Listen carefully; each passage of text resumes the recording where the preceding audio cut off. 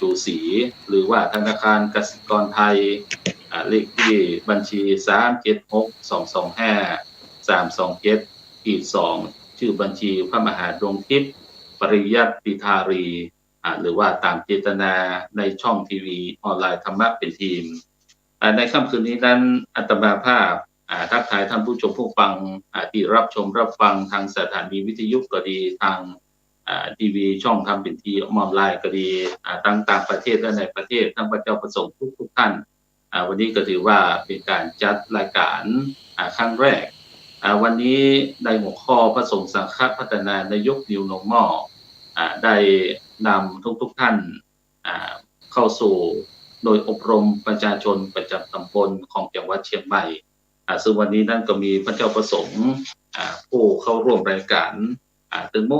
วัน4หน่วยอบรมประชาชนด้วยกันในเบื้องต้นนะครับก็จะได้การอาราธนาโดยอบรมประชาชนที่เข้าร่วมรายการวันนี้ได้ทักทายท่านผู้ชมผู้ฟังเป็นเบื้องต้นครับไปที่หน่วยอบรมประชาชนแรกนะครับท่านอาจารย์พระครูอิรันสุภาธาดาประธานหน่วยอบรมประชาชนประจำตำบลแม่เงินวัดแม่เงินอำเภอดอยสะเก็ดจังหวัดเชียงใหม่ครับขออาจารย์ท่านครูได้ทักทายท่านผู้ชมผู้ฟังที่รับชมรับฟังเป็นเบื้องต้นครับผม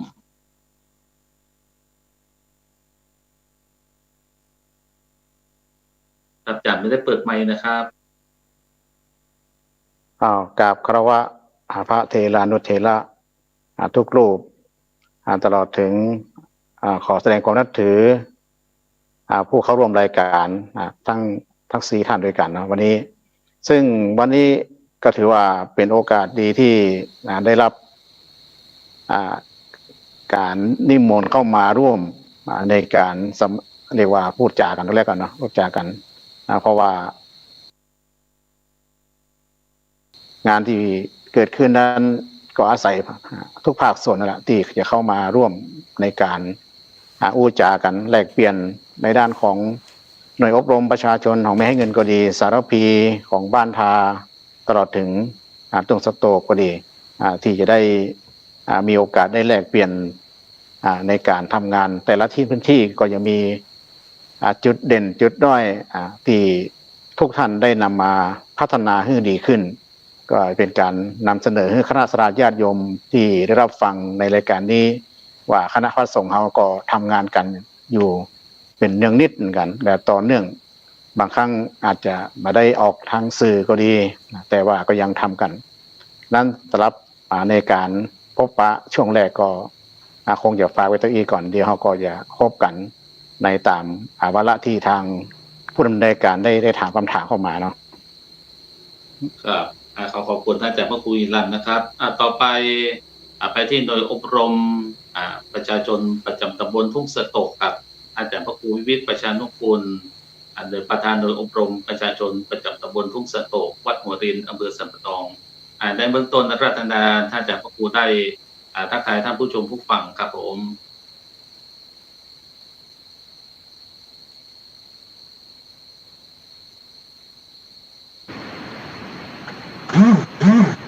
ครับขอถวายความเคารพนมัสการพระเถรานุเถระทุกรูปนะครับที่ได้ชมรายการนี้เจ้ากับผมอาตมาภาพพระครูวิวิทย์ประชานุกูลเจ้าวาดวัดหัวรินประธานหน่วยอบรมประชาชนประจำตำบลทุ่งสะโตกวันนี้ถือว่าเป็นโอกาสดีนะครับที่ได้มีโอกาสมาแลกเปลี่ยนในการดำเนินงานในส่วนของหน่วยอบรมประชาชนซึ่งได้เป็นตัวแทนของจังหวัดเชียงใหม่และก็ได้เรียนรู้ร่วมกันในบริบทของชุมชนที่ว่าเราจะเนี่ยจะได้ก็ได้นะครับที่เราใจบทบาทของพระสงฆ์แล้วก็มีส่วนร่วมของชุมชนสังคมที่จะปรับเปลี่ยนพัฒนาสงเคราะห์อนุเคราะห์และเพื่อที่จะให้เกิดประโยชน์ในการที่จะเผยแพร่หลักธรรมในทางพระพุทธศาสนาและมีโอกาสได้ดำเนินการเพื่อเกิดประโยชน์สำหรับสังคมชุมชนในลำดับต่อไปเพราะฉะนั้นในบทบาทที่เรากับผมอาตมาได้ทำนั้นก็ถือว่าได้ทำหน้าที่ศาสนาทายาทในทางพุทธศาสนาและก็ช่วยกันรักษา คำสั่งสอนขององค์พระสัมมาสัมพุทธเจ้า และช่วยกันประคับประคองให้ศรัทธาญาติโยมได้เรียนรู้ แล้วก็ได้มีโอกาสและได้มีบทบาทที่จะช่วยเหลือการพัฒนาคือพระพุทธศาสนาเฮาเจริญรุ่งเรืองต่อไปด้วยการอนุเคราะห์สงเคราะห์สืบทอดเจตนาและก็วัฒนธรรมสิ่งที่ดีงามสืบต่อไปครับผมขอบคุณท่านอาจารย์พระครูวิวิตรประชานุกูลประธานหน่วยอบรมประชาชนตำบลทุ่งสะโตกวัดหัวรินนะครับต่อไปรูปที่3ครับในนามของหน่วยอบรมประชาชนตำบลดอนแก้ววัดน้ำโจอำเภอเสรปีท่านปลัดพระปลัดอดุลสุรปัญโยขอท่านอาจารย์ท่านปลัดได้ทักทายท่านผู้ชมผู้ฟังทางบ้านครับเป็นเบื้องต้นครับขอถวายความเคารพพระเดชพระคุณหลวงพ่อครูบาอาจารย์ที่เคารพทุกรูปนะครับเจริญพรญาติโยมแล้วก็ท่านแขกผู้มีเกียรติทั้งหลายที่รับชมอยู่ตอนนี้ก็ขอกราบขอบพระคุณเป็นเบื้องต้นนะครับที่เมตตาคือเก่ากับผมได้มามีโอกาสได้เข้าร่วมกิจกรรมและออกรายการในวันนี้ซึ่งก็เป็นครั้งแรกแล้วก็อย่างใดก็ดีครับหน่วยอบรมประชาชนประจำตำบลดอนแก้วอำเภอสารพีก็เป็นหน่วยเล็กๆซึ่งมีหมู่บ้านในตำบลประมาณ5วัด7หมู่บ้านนะครับประชากรก็1,000 กว่าคนเกือบ 2,000 นะครับดังนั้นก็กิจกรรมทั้งหลายที่เกิดขึ้นก็ค่อยเป็นค่อยไปแต่ก็ได้รับโอกาสจากพระเดชพระคุณเจ้าคณะอำเภอหลวงพ่อครูบาอาจารย์ได้เมตตานะครับจนได้มีกิจกรรมที่เกิดขึ้นแล้วก็สามารถที่จะประคับประคองหน่วยคือได้มีกิจกรรมเกิดขึ้นได้เรื่อยๆอย่างใดก็ดีครับวันนี้ก็ขอเมตตาครูบาอาจารย์ได้ชี้แนะนะครับในส่วนใดที่จะทำให้การพัฒนาหน่วยอบรมประชาชนของตำบลดอนแก้วได้พัฒนายิ่งยืนนานขึ้นไปนะครับในเบื้องต้นนี้ก็ขอกราบขอบพระคุณก่อนนะครับขอบคุณครับ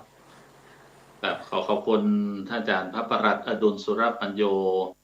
ในนามของประธานหน่วยอบรมประชาชนประจำตำบลดอนแก้วอำเภอสารปีแห่งหน่วยอบรมประชาชน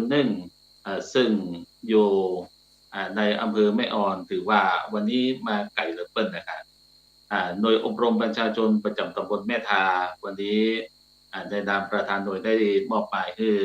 เลขาหน่วยอบรมมาคือพระสมโพธิสันตจิตโตซึ่งดำรงตำแหน่งเลขาโดยอบรมประชาชนประจำตำบลแม่ทาแล้วก็ท่านจะเป็นเลขาเจ้าคณะตำบลแม่ทาทาเหนืออำเภอแม่ออนจังหวัดเชียงใหม่เบื้องต้นขออาจารย์พระสมโพธิสันตจิตโตได้ทักทายท่านผู้ชมผู้ฟังจากทางบ้านครับนะครับก็ขอเจริญพรนะครับกับผู้ชมทางบ้านนะครับที่ได้ติดตามในส่วนของรายการนะครับอาตมาภาพพระสมโพธิสันตจิตโตเป็นเลขาหน่วยอบรมประชาชนตำบลแม่ทานะครับซึ่งวันนี้ได้รับมอบหมายจากประธานหน่วยอบรมนะครับก็คือพระครูสุภัทรธรรมรังสีนะครับซึ่งเป็นประธานหน่วยอบรมประชาชนของตำบลแม่ทาได้มอบหมายให้อาตมาภาพนะครับได้ทำหน้าที่แทนนะครับซึ่งท่านไม่สะดวกในการจัดรายการนะครับ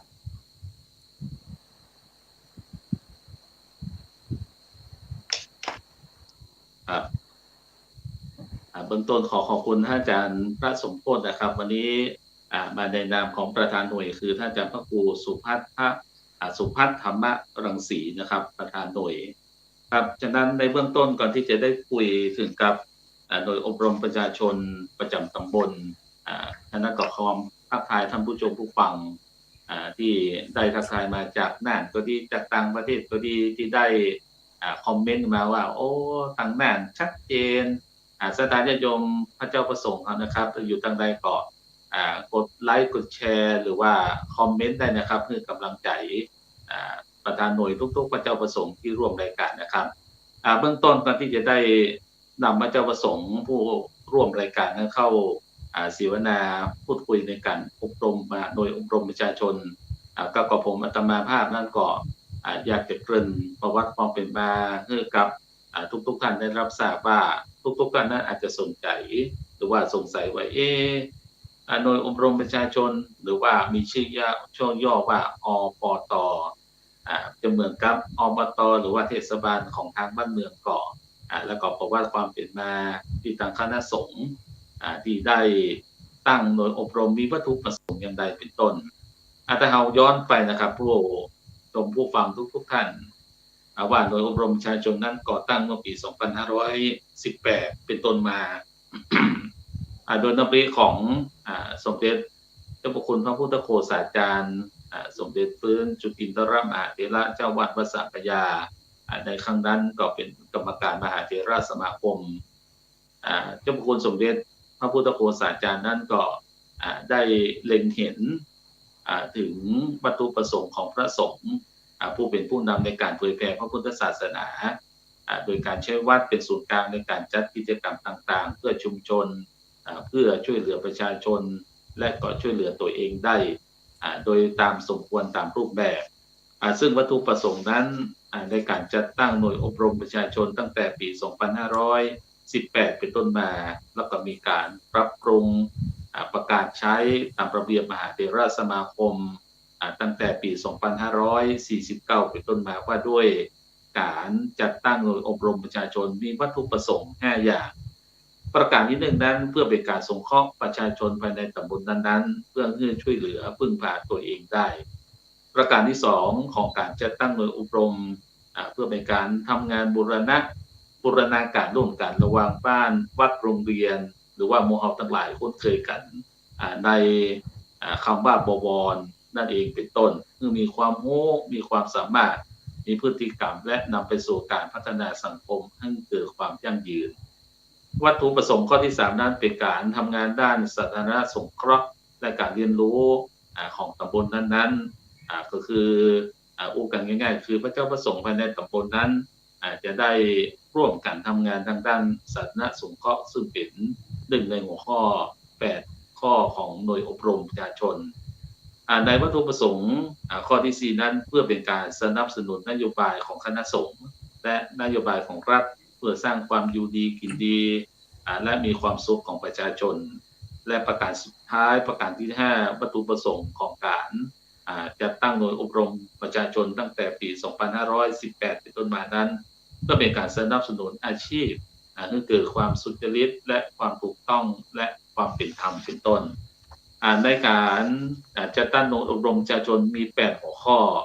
ที่พระเจ้าประสงค์นั้นได้ใช้ในการทำงาน8 หัวข้อประกอบไปด้วยข้อที่ 1 ศีลธรรมและวัฒนธรรมข้อที่ 2 สุขอนามัยข้อที่ 3 สัมมาอาชีพและข้อที่ 4 สันติสุขข้อที่ 5 ศึกษาสงเคราะห์ข้อที่ 6 สาธารณสงเคราะห์ข้อที่ 7 กตัญญูกตเวทิตาธรรมและข้อที่ 8 ได้แก่สามัคคีธรรมเป็นต้นอันนี้คือหัวข้อของโดยอบรมวัตถุประสงค์ที่เจ้าพระคุณสมเด็จพระพุทธโฆษาจารย์ได้มอบหมายให้กับพระเจ้าประสงค์ตั้งแต่ปี 2518 เป็นต้นมาใช้ในการบริหารจัดการโดยอบรมประชาชนเป็นต้นนำมาสู่หัวข้อที่วันนี้ทางโดยอบรมทั้ง 4 แห่งจะได้ศิวนาทำให้เกิดความรู้เกี่ยวกับโดยอบรมประชาชนยิ่งขึ้นไปย้อนไปเมื่อวันที่ 23 กันยายนที่ผ่านมาโดยโครงการส่งเสริมพัฒนาประสิทธิภาพและการดำเนินงานโดยอบรมประชาชนประจำตำบลโดยสำนักงานคณะกรรมการอบรมประชาชนส่วนกลางหรือมีชื่อว่าอปก.ได้ร่วมกับสำนักงานพระพุทธศาสนาแห่งชาติและองค์กรภาคีเครือข่ายได้จัดให้มีการประชุมโดยอบรมประชาชนในส่วนของหมวดเหนือทั้ง 16 จังหวัดภาคเหนือในการนำโดยอบรมประชาชนส่วนกลางแล้วก็โดยอบรมประชาชนประจำจังหวัดและโดยอบรมประชาชนประจำอำเภอและตำบลเป็นต้นในส่วนของจังหวัดเชียงใหม่นั้นเราได้คัดเลือกโดยอบรมประชาชนประจำตำบลที่ดีที่สุด3 แห่งซึ่งมีความพร้อมไปจัดนิทรรศการแสดงบูธหน่วยอบรมประชาชนในการส่งเสริมสัมมาอาชีพก็ดี ในการส่งเสริมสินค้าโอท็อปก็ดีและในการส่งเสริมกิจการพระพุทธศาสนาก็ดีก็เลยเป็นที่ไปที่มาของวันนี้คือบรรดาสถาสาธุชนญาติโยมตลอดจนถึงพระเจ้าประสงค์ที่รับฟังรายการได้รู้สาเหตุของที่ไปที่มาว่าวันนี้รายการพระสงฆ์สังฆพัฒนาเพื่อประชาชนยก New Normal ในหัวข้อหน่วยอบรมประชาชนเป็นที่ไปที่มาอย่างไรเป็นต้นครับในการนี้นั้นก็จะได้เริ่มในการเสวนาในการสนทนาแลกเปลี่ยนเกี่ยวกับกิจการหน่วยอบรมประชาชนประจำตำบลแต่ละแห่งของผู้ร่วมเสวนาผู้ร่วมรายการในวันนี้นะครับเบื้องต้นนั้นก็จะได้กราบอาราธนาท่านอาจารย์พระครูวิวิตประชานุกูลประธานหน่วยอบรมประชาชนประจำตำบลทุ่งสะโตกวัดหัวรินได้กล่าวกับท่านผู้ชมผู้ฟังตลอดจนถึงผู้ร่วมรายการว่าหน่วยอบรมประชาชนประจำตำบลหัวรินมีการสนับสนุนกิจการพระพุทธศาสนาทั้ง8หัวข้อของหน่วยอบรมได้มีจุดเริ่มต้นอย่างไรและปัจจุบันเป็นไปในทางทิศทางไหนและก็มีสิ่งใดที่เป็นสิ่งที่สำคัญที่สุดว่าถ้าหากว่าได้เห็นสิ่งนี้ได้รับฟังสิ่งนี้ก็ต้องเป็นหน่วยอบรมประชาชนประจำตำบลหัวทุ่งสะโตกครับขออาราธนาท่านอาจารย์พระครูวิวิตประชานุกูลอบต.ทุ่งสะโตกเป็นท่านแรกครับในการแลกเปลี่ยนสนทนาธรรมเพื่อเกิดข้อคิดสนทนาธรรมเพื่อเกิดความรู้ครับครับขอนมัสการเห็นรอบหนึ่งครับสำหรับพระเจ้าประสงค์ที่ได้ชมรายการและกับฟังรายการวันนี้นะครับจากประสบการณ์ความเป็นมาตั้งแต่ 2518 นะครับที่ท่านเจ้าอาวาสองค์แรกองค์ที่ท่านได้มรณภาพไปท่านก็ได้เป็นประธานและก็ส่งต่อเมื่อผมจากสิ่งที่ได้ทำก็คือได้มองเห็นหน้าที่โดยตรงของพระสงฆ์เฮานะครับสิ่งแรกที่ผมได้ทำครั้งแรกจริงๆก็คือเรื่องของการหนุนเสริมเพื่อกำลังใจผู้ป่วย HIV/AIDS 2529ที่มีปัญหาเรื่องของการตีตราและการรังเกียจกันนะครับหลังจากนั้นผมก็ใช้วิกฤตเป็นโอกาสโดยการที่คือผู้ป่วยเอดส์เนี่ยมารวมตัวกันที่วัดใจศาสนสถานเนี่ยเป็นที่รวมกลุ่มและก็ตั้งกลุ่มชื่อว่ากลุ่มประสานใจเมื่อได้ประสานใจรวมกันแล้วเราก็มีการคือข้อคิดแลกเปลี่ยนในชุมชนว่าในกลุ่มผู้ติดเชื้อเนี่ยคิดจะใดกับชีวิตที่ถูกรังเกียจหมอคิดจะใดกับหน้าที่ที่จะต้องชัดเจนในเรื่องของการดูแลผู้ป่วยและกับลูกหลานไปได้เรียนหนังสือเนี่ยจะจะใดจะแก้ปัญหาด้วยครูเนี่ยจะใดผู้นำเมื่อมีคนในชุมชนเป็นผู้มีผลกระทบจากโรคเอดส์เนี่ยจะใดและในครอบครัวล่ะท่านจะเกื้อกูลหนุนนำกันได้จะได้โดยบ่รังเกียจลูกแต่เฮาช่วยกันลบล้างในเรื่องของเชื้อออกไปจากครอบครัวเฮาแต่เฮาบ่ได้รังเกียจผู้ติดเชื้อผมก็ได้ข้อสรุปว่าเฮาจะต้องเป็นยาใจให้ผู้ติดเชื้อแล้วก็ทุกภาคส่วนเนี่ยต้องมีส่วนร่วมในการแก้ไขหลังจากนั้นผมก็เสริมเรื่องของอาชีพเรื่องของคุณภาพชีวิตแล้วก็ให้มีพื้นที่ผมก็เลยจัดชมรมขึ้นที่วัดแล้วก็ทำงานอยู่ที่วัดก่อนหลังจากนั้นก็ใช้พื้นที่ในชุมชนเรียนรู้เรื่องการอยู่ร่วมอยู่รอดและอยู่อย่างปลอดภัยมีการประชาสัมพันธ์ออกไปเพื่อชัดเจนว่าโรคเอดส์ติดจะใดการป้องกันจะใดอยู่อย่างใดถึงจะอยู่กับเขาได้และอยู่กับโรคได้และหลังจากนั้นเราก็ส่งเสริมอาชีพในการตัดเย็บเสื้อผ้าโดยปัจจุบันนี้ก็กลุ่มผู้ติดเชื้อเนี่ยก็ขยายจากกลุ่มผู้ติดเชื้อไก่เป็นกลุ่มสตรีแม่บ้านมาส่งเสริมเรื่องการตัดเย็บเสื้อผ้าและเป็นนี่ที่น่าภาคภูมิใจว่าในองค์กรศาสนาเขาเนี่ยได้มีโอกาสเข้าประชุมงานเอดส์โลก 2004 ที่ประเทศไทยเป็นเจ้าภาพเราก็ได้ใจบทบาทสังฆเพื่อสังคมเนี่ยคือผู้ติดเชื้อเนี่ยได้รับเข้าถึงยาต้านไวรัส30 บาทขยายจากรัฐบาลในชุดนั้นก็ปัจจุบันก็คือได้ยาต้านยา ARV เนี่ยโดยบ่ต้องใช้งบประมาณส่วนตัวแต่ใช้งบประมาณ บัตรสุขภาพ30 บาทหลังจากนั้นผมมาดูว่าจากข้อมูลเนี่ยทำไมถึงไปติดเชื้อก็ดูจาก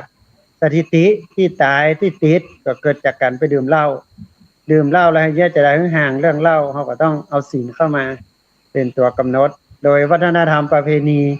ข้อ1เนี่ยคือวัฒนธรรมประเพณีเนี่ยเราจะต้องแยกใดคือประเพณีของเรากันทำบุญกันฉลองอันนั้นนี่บ่มีเหล้าเข้ามาผมก็เลยจัดโครงการหมู่บ้านรักษาศีล5แล้วกับหมู่บ้านต้นแบบเรื่องปล่อยหลวงปลอดเหล้านะครับหลังจากนั้นก็ส่งเสริมในเรื่องของคุณธรรมจริยธรรมเข้าไปสู่ชุมชนครอบครัว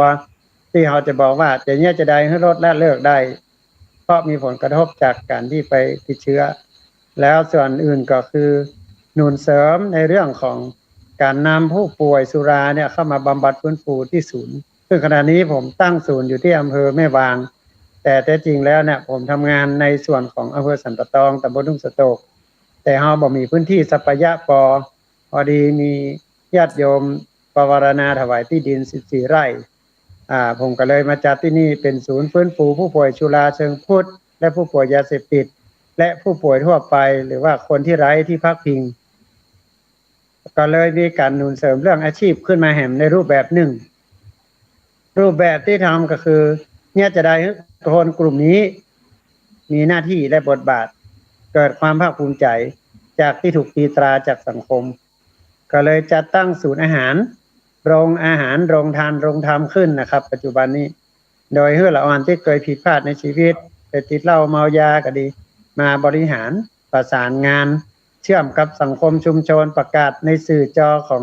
เพจหรือว่าในไลน์ใน Facebook ออกไป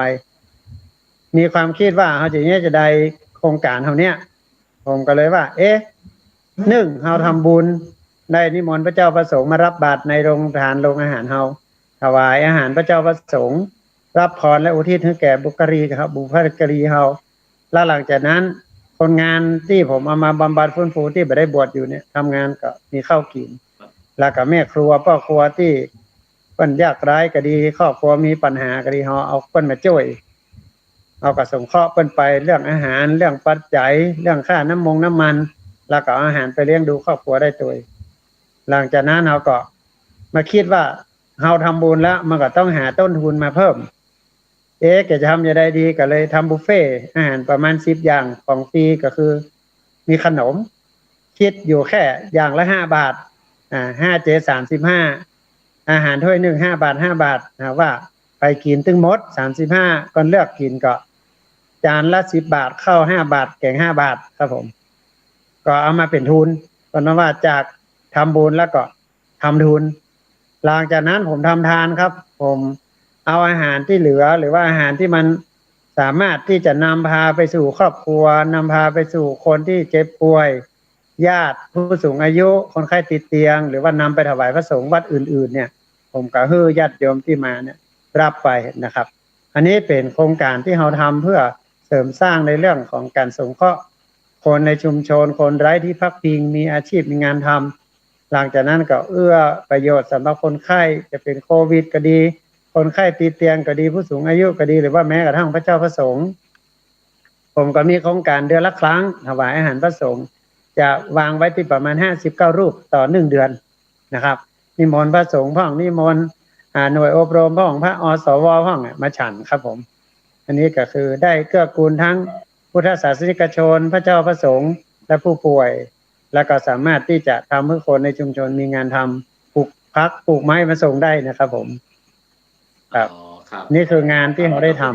ำครับการที่ก็เป็นแรงบันดาลใจคือกับท่านผู้ชมผู้ฟังว่าพระเจ้าประสงค์พระสงฆ์สังฆพัฒนาอาจารย์พระครูวิวิตรประชานุกูลอบต.ทุ่งสะโตกนั้นได้คุยให้เล็งเห็นถึงปัญหาที่เกิดขึ้นว่าพระสงฆ์นั้นบ่ได้ทิ้งสถานญาติโยมอยู่เดียวดายเมื่อเกิดปัญหาทางด้านสังคมทางเช่นผู้ป่วยติดเชื้อ HIV ก็ดีโควิดก็ดีท่านเจ้าพระครูวิวิตรนั้นได้ชี้ให้สถานสาธุชนญาติโยมท่านผู้ฟังตลอดพระเจ้าประสงค์นั้นได้เล็งเห็นว่าพระสงฆ์นั้นก็ต้องเข้ามาซัพพอร์ตเข้ามาช่วยเหลือพี่น้องประชาชนเป็นต้นแต่ก็มีโครงการหลายๆอย่างนะฮะอย่างเช่นอิ่มละ35ชาบุ ทุกวันอาทิตย์ก็ดีแล้วก็ตลอดจนถึงการส่งพระเจ้าประสงค์ที่เข้าโครงการบำบัดผู้ป่วยสุราเรื้อรังที่ผ่านหายขาดแล้วเข้ามาบวชแล้วก็ส่งไปเป็นเจ้าวาดเดี๋ยวจะได้คุยเกี่ยวกับตรงนี้แห่งกรรมหนึ่งนะครับท่านอาจารย์ทุกวิวิทย์ครับครับเดี๋ยวก็ในช่วงนี้ก็ไปที่หน่วยอบรมประชาชนประจำตำบลดอนแก้ววัดน้ำโจ้อำเภอสันละพีก็ถือว่า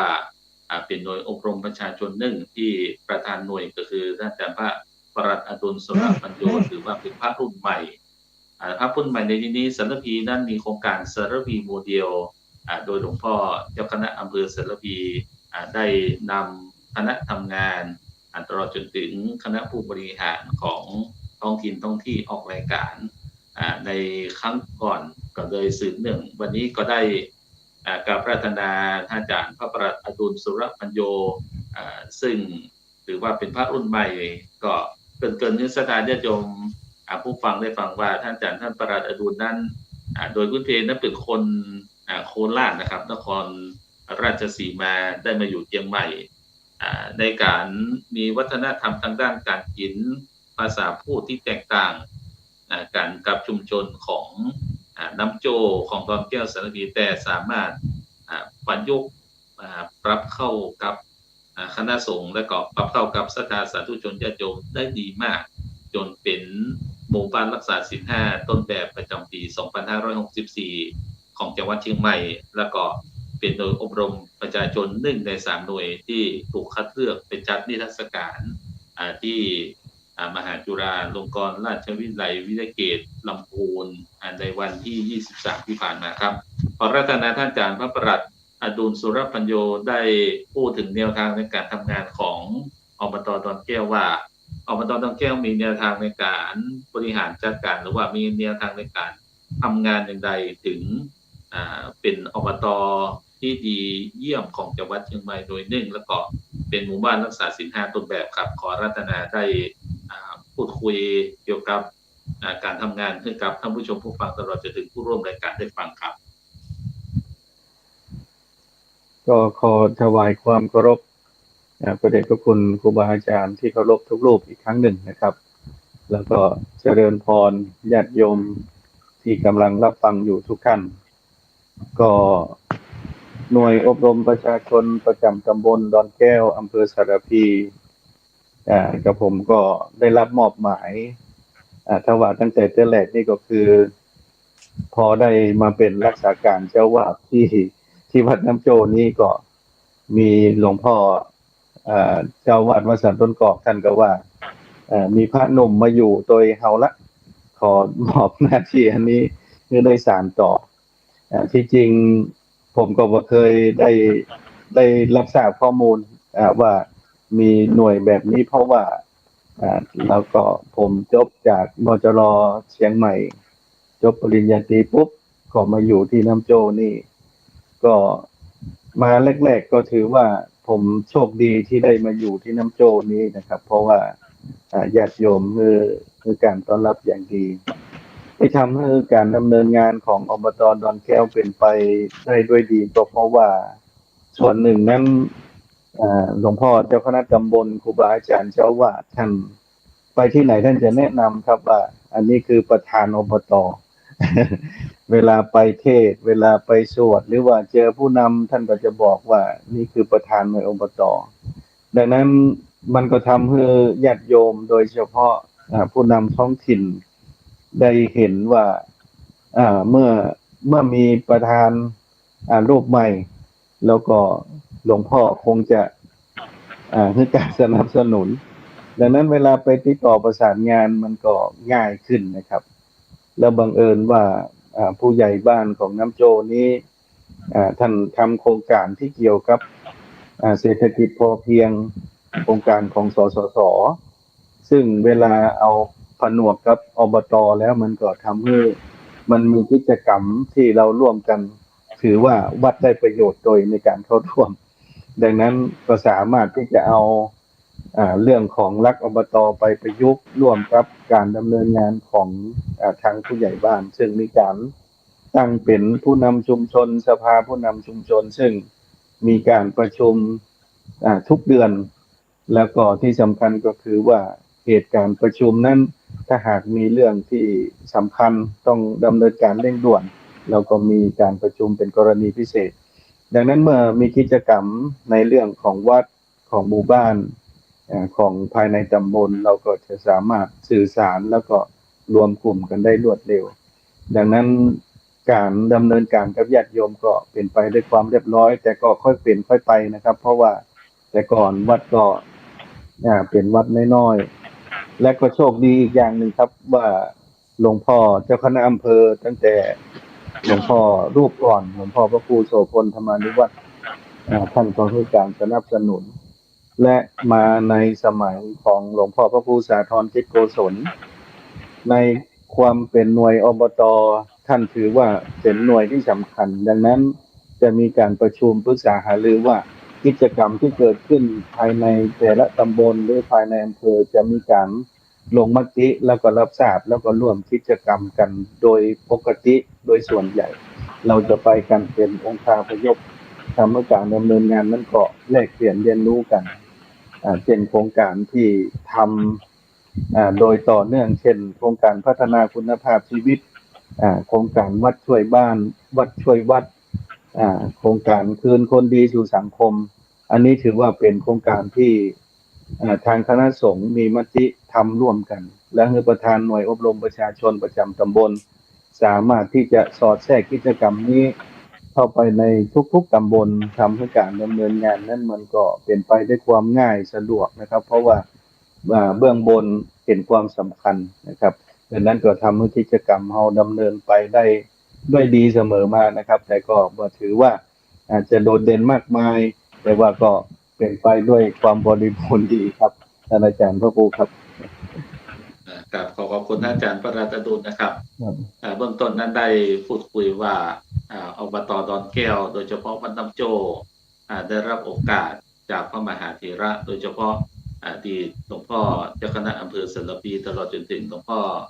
เจ้าคณะอำเภอสันตปีรูปปฏิบัติหลวงพ่อทุกครูสาธรกิจกุศลได้กล่าวถึงว่าการบูรณาการคือ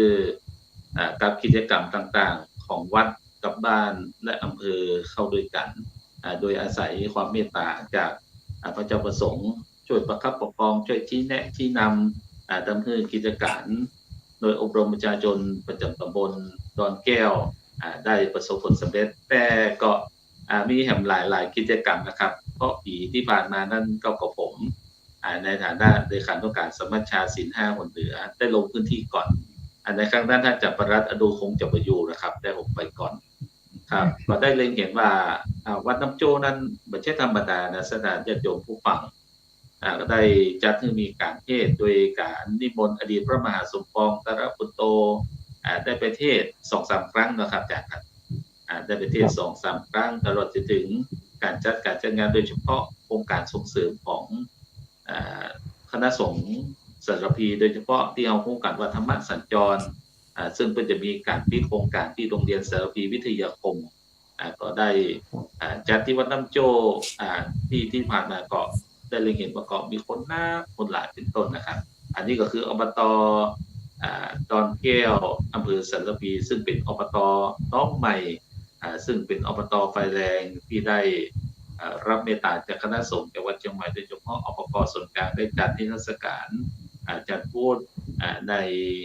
วิทยสงฆ์ที่ผ่านมาเมื่อวันที่23ก็เลยเป็นที่มาวันนี้ได้ไปร่วมรายการเพื่อให้ทราบถึงแนวทางอย่างประหนึ่งท่านผู้ชมผู้ฟังอยู่ทางบ้านก็คอมเมนต์มาได้เนอะว่าอยากจะถามปัญหาอยากจะถามพระครูมิตรอบต.ทุ่งสะโตกาท่านจากประรัตน์อดุลอบต.ดอนแก้วกาท่านจากพระครูหิรันกาจะถามปัญหาคณะสงฆ์เกี่ยวกับอบต.หรือว่านึกกำลังอกกำลังใจก่อสามารถคอมเมนต์ได้คนโยมินัทจากเชียงใหม่ว่าสาธุเจ้าได้ยินชัดเจนอย่างนี้เป็นต้นถ้าจากพระมหาสุภาพวิราชโชรองประธานสมัชชาศีล5จากหนองตะดุกเนื้อนครสวรรค์ขอสาธุรับชมรับฟังรายการนะครับอันนี้เป็นรายการออกไปทั่วโลกนะครับก็ทุกท่านอยู่แต่ละหนตำบลใดก็สามารถให้กำลังใจกับพระเจ้าประสงค์และคณะทีมงานได้นะครับ ต่อไปวันนี้ได้อาราธนาโดยอบรมประชาชนตำบลแม่ทาซึ่งถือว่าหน่วยตำบลหน่วยอบรมประชาชนประจำตำบลแม่ทาถือว่าเป็นอบรมที่อยู่สูงที่สุดก็ได้ครับถ้าทุกท่านนั้นว่าอยู่ตั้งได้หาวันนี้ได้อาราธนาหน่วยอบรมประชาชนประจำตำบลแม่ทาโดยเลขาหน่วยพระสมโพธิท่านอาจารย์พระสมโพธิสันตจิตโตเลขานุการโดยได้ออกรายการแทนท่านอาจารย์หลวงปู่สุภาพธรรมรังสีนะครับก็ได้อาราธนาท่านอาจารย์พระสมโพธิได้คุยถึงแนวทางของโดยอบรมของแม่ทาเขาครับว่ามีจุดเด่นตรงจุดไหนแรกก็การสนับสนุนของคณะสงฆ์ภายในตำบลและอำเภอและประชาชนภายในตำบลแม่ทาเขานั้นมีมากน้อยแค่ไหนครับขออาราธนาท่านอาจารย์พระสมโพธิสันตจิตโตครับขอกราบนมัสการนะครับไหว้สาตั้งหลวงพ่อพระครูสังฆรักษ์ทวัฒน์นะครับแล้วก็ครูบาอาจารย์ที่จัดรายการร่วมกันแถมครั้งหนึ่งนะครับพอดีต้องบอกก่อนว่าตะกี้ช่วงต้นรายการนะครับผมมาได้ยินเสียงนะครับผมก็นึกว่ายังไม่ได้เปิดเสียงพอเข้าระบบใหม่เข้ามาก็ได้ยินหลวงพ่อพระครูได้คือพูดแล้วนะครับก็เลย15-16 นาทีแรกเลยไม่ได้ยินเสียงนะครับต้องขออภัยตัวเองนะครับครับมาเป็นนะครับไม่ตื่นเต้นน้อยๆแต่เนาะพอดีมันระบบมันมีปัญหาครับก็เลยมาเข้าใจเพิ่งเข้ามาวันแรกตัวนะครับสำหรับกระผมนะครับขอแนะนำตัวครั้งหนึ่งนะครับก็พระสมโพธิสันตจิตโตนะครับเป็นเลขาหน่วยอบรมประชาชนตำบลแม่ทานะครับซึ่งตั้งอยู่อำเภอแม่ออนจังหวัดเชียงใหม่นะครับซึ่งหน่วยอบรมประชาชนตำบลแม่ทาของเขาเป็นเขตติดต่อของจังหวัดลำพูนนะครับก็คืออำเภอแม่ทานะครับยังหลวงพ่อพระครูสังฆรักษ์ได้อู้ไปนะครับอยู่จุดสูงสุดเลยก็เอาง่ายๆก็คืออยู่บนดอยนะครับซึ่งก็ได้รับโอกาสนะครับได้เข้าร่วมในการแสดงนิทรรศการหรือจัดบูธผลงานของหน่วยอบรมประชาชนตำบลแม่ทานะครับซึ่งกับผมก็กำลังขึ้นมาทำหน้าที่เลขานะครับแทนเลขาองค์กรตัวนะครับแล้วก็วันนี้ก็ได้รับเป็นตัวแทนนะครับของประธานหน่วยอบรมประชาชนก็คือพระครูสุภัทรธรรมรังสีนะครับเจ้าอาวาสวัดจอมธรรมตำบลแม่ทาซึ่งเป็นประธานหน่วยอบรมนะครับในส่วนของตำบลแม่ทาของเรานะครับถือว่าเป็นตำบลน้อยๆนะครับซึ่งมีด้วยกัน5วัดนะครับพระสงฆ์สามเณรของเราก็บ่นักนะครับรวมทั้งหมด30กว่ารูปนะครับต้องเท่าความก่อนสมัยตะก่อนนะครับย้อนไปประมาณ 5-6 ปีก่อนแต่ละวัดเนี่ยบ่ค่อยมีสามเณรเลยนะครับจะมีแค่วัดของหลวงพ่อเจ้าคณะตำบลเตาอั้นนะครับที่มีสามเณรวัดอื่นเนี่ยจะมีพระสงฆ์แค่รูป2รูปเตาอั้นนะครับตั้งแต่ปี2558เป็นต้นมาเขาได้เริ่มส่งเสริมในส่วนของโครงการบวชบรรพชาสามเณรภาคฤดูร้อนนะครับซึ่งถามว่าก่อนหน้านั้นเขามีการจัดโครงการก็มีการจัดโครงการนะครับแต่ว่าตั้งแต่ปี2558เขาเข้าถึงโรงเรียนเข้าถึงนักเรียนรวมถึงตั้งผู้อำนวยการนักขึ้นนะครับก็เลยได้เข้าไปประชาสัมพันธ์เกี่ยวกับการบวชนะครับก็ทำให้นักเรียนนะครับที่สนใจที่จะบวชเป็นสามเณรเนี่ยเข้ามาร่วมกิจกรรมของเขานักขึ้นนะครับก็เลยทำให้ปัจจุบันตำบลแม่ทาของเขาเนี่ยก็มีลูกพระลูกเนรที่เป็นเนรน้อยก็ดีหรือพระรุ่นใหม่นะครับเข้ามาจำพรรษาอยู่ในตำบลแม่ทาของเขานักขึ้นรวมถึงตำบลใกล้เคียงตัวนะครับก็คือตำบลท่าเหนือ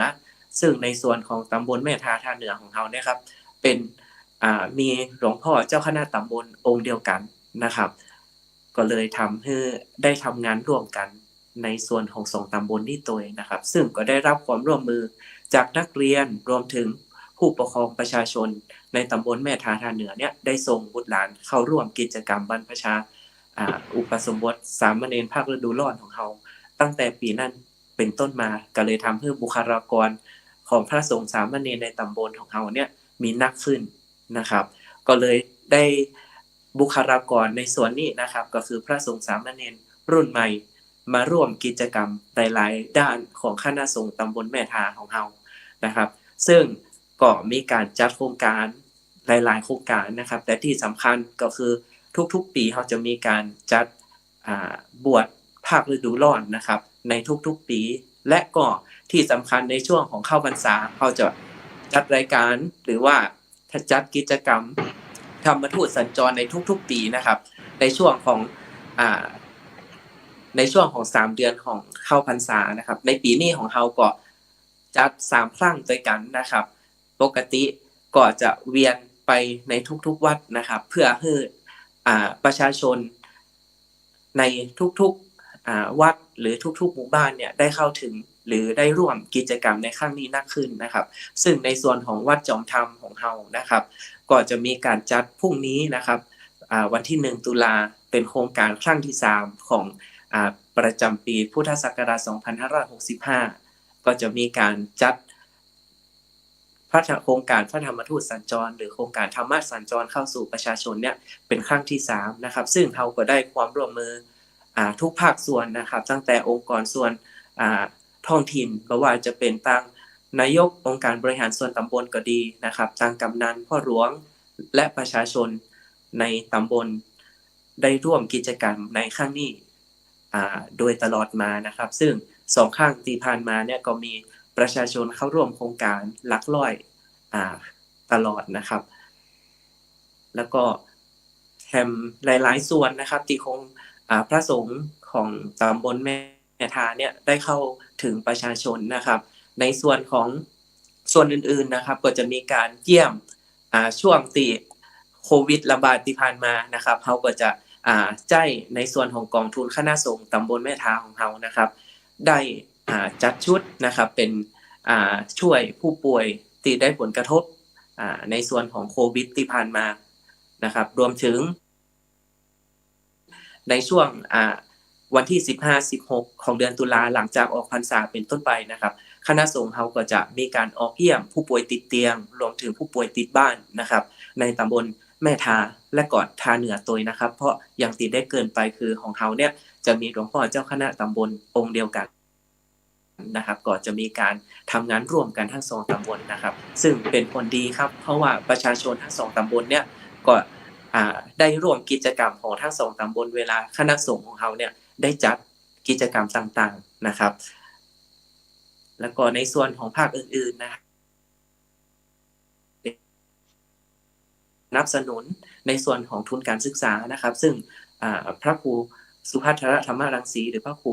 รูบาพิสูจน์ของเราเจ้าวาดวัดจอมธรรมเนี่ยก็จะดูแลหรือให้ความสำคัญกับโรงเรียนต่างๆนะครับทั้ง2 ตำบลของเรามีการช่วยเหลือรวมถึงการก่อสร้างต่างๆนะครับช่วยเหลือในส่วนของทั้ง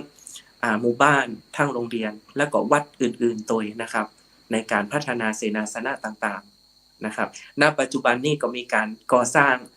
เมรุเผาศพนะครับก็จะแล้วเสร็จซึ่งก็จะมีการทำบุญในวันที่9 ตุลาที่จะถึงตัวนะครับอันนี้ก็เป็นในส่วนของพระครูสุภัทรธรรมรังสีของเราที่ได้ไปเป็นตัดเฮาห้องว่าเป็น9นะครับที่นำศรัทธาสาธุชนต่างๆได้บริจาคทรัพย์สร้างเพื่อสาธารณสงเคราะห์นะครับอันนี้ก็เป็นกิจกรรมนะครับโดยสังเขปนะครับของหน่วยอบรมประชาชนตำบลแม่ทาของเราครับครับขอบคุณท่านอาจารย์พระสมโพธินะครับสันตกิโตที่ได้พูดถึงบริบทของหน่วยอบรมประชาชนประจำตำบลแม่ทาอย่างที่กกป.อัตมาภาพได้นำเรียนท่านผู้ชมผู้ฟังไว้ว่าตำบลแม่ทาเฮานั้นโดยพื้นที่อยู่กับพื้นที่สูงโดยเฉพาะมีชนเผ่าทางอบต.จำตำบลแม่ทาและกระทาเหนือได้แสดงออกถึงว่าการพัฒนาทรัพยากรมนุษย์โดยเฉพาะจำนวนพระภิกษุสามเณรนั้นต้องมาเป็นอันดับหนึ่งและการสงเคราะห์ศรัทธาสาธุชนญาติโยมนั้นก็เป็นไปตามเจตนารมณ์ของหน่วยอบรมซึ่งมีกิจกรรมทำหลายๆอย่างนะครับที่อาจารย์พระสมโพธิมาได้เกริ่นเช่นการสงเคราะห์ บริจาคลงเย็นลงศพก็ดีแล้วก็อื่นๆในช่วงที่เกิดโควิดก็ดีต่อไปไปที่หน่วยอบรมประชาชนประจำตำบลไม่ให้เงินค่ะมีสโลแกนที่เพิ่นกล่าวไว้ว่าถ้าเรื่องสมุนไพรไว้ใจหมอสิงห์ถ้าเรื่องของหน่วยอบรมนั้นต้องยกให้หน่วยอบรมประชาชนประจำตำบลไม่ให้เงินวันนี้อาจารย์พระครูหิรันสุภัทธาดาในฐานะเป็นประธานหน่วยอบรมประชาชนประจำตำบลไม่ให้เงินและแห่งตำแหน่งนั่นคือเป็นผู้ประสานงานส่วนกลางอาจารย์มองเห็นมิติของการทำงานหน่วยอบรมประชาชนในฐานะที่เป็นต้นแบบและก็ในฐานะที่เป็นผู้ประสานงานทำไมถึงเลือกหน่วยอบรมประชาชนทั้ง3แห่งครับทั้งทุ่งสะโตกทั้งดอนแก้วทั้งเมธาครับและเมื่อได้รับการประสานงานแล้วมีวิธีการอย่างไรครับที่จะนำหน่วยอบรมทั้ง3แห่งนี้ไปเป็นตัวแทนของจังหวัดเชียงใหม่ในการจัดนิทรรศการที่ผ่านมาครับขอรัตนาอาจารย์พระครูหิรันได้บอกถึงแนวทางของหน่วยอบรมและก็แนวทางในการคัดเลือกหน่วยอบรมในที่ผ่านมาครับขอรัตนาครับครับขอกราบคารวะพระเทรานุเถระและก็ขอเจริญพระพุทธทาสญาติโยมครั้งหนึ่งซึ่งอาตมาภาพกับผมได้มีโอกาสได้รับการประสานงานจากพระสุธีวิริยวชิระปฏิฐานซึ่งเป็นเลขาหน่วยอปก.ส่วนกลางเมื่อมาประสานงานว่าขอทางหน่วยอบรมประชาชนของจังหวัดเชียงใหม่อบต.เข้าไปร่วมจัดบุญเทศกาลที่มหาวิทยาลัยมหาจุฬาลงกรณ์วิทยาเขตสงขลาภูนซึ่งก็ได้คุยกับพระครูสังฆรักษ์นะไว้เราจะเอาหน่วยอบต.ที่ไหนพอดีเมื่อวันที่17นั้นหลังจากที่ประชุมอยู่ที่โรงแรมแกรนด์วิวนะเคยรับโทรศัพท์พอดีหลวงพ่อพระครูวิวิทย์ประชานุกุลด็อกเตอร์มาพอดีก็เลยนึกถึงท่านพอดีว่าท่านทำงานอยู่ตลอดเวลาอยู่แล้วเพราะว่าท่านทำงานเดือนนิดก็เลยมันน่าเป็นห่วงว่าเขาจะเอาท่านหน่วยหนึ่งที่จะไปแสดงบุญเทศกาลหลังจากนั้นก็ท่านพระครูสังฆรักษ์ก็ได้ประสานงานไปยังส่วนของอำเภอสารปีอำเภอสารปีนี่ก็มีจุดเด่นที่ทางได้ฟังดูก็น่าอบอุ่นดีก็คือมีหลวงพ่อเจ้าหน้าอำเภอรองเจ้าหน้าอำเภอเลขาผู้ช่วยเลขาตลอดถึงคณะสงฆ์เนี่ยเพื่อได้รวมกันเป็นกลุ่มเป็นก้อนแล้วก็มีการสนับสนุนเงินส่วนกลางของคณะสงฆ์ตัวเองแล้วก็ยังมีค่าหน้าจากกองกลางตัวเองนะนี่คือว่าเป็นจุดที่เข้มแข็งของคณะสงฆ์สารพีและทุ่งสะโตก็อาศัยหลวงพ่อพระครูวิวิทย์ผู้เป็นผู้ที่พักดันจัดหลวงพ่อนี่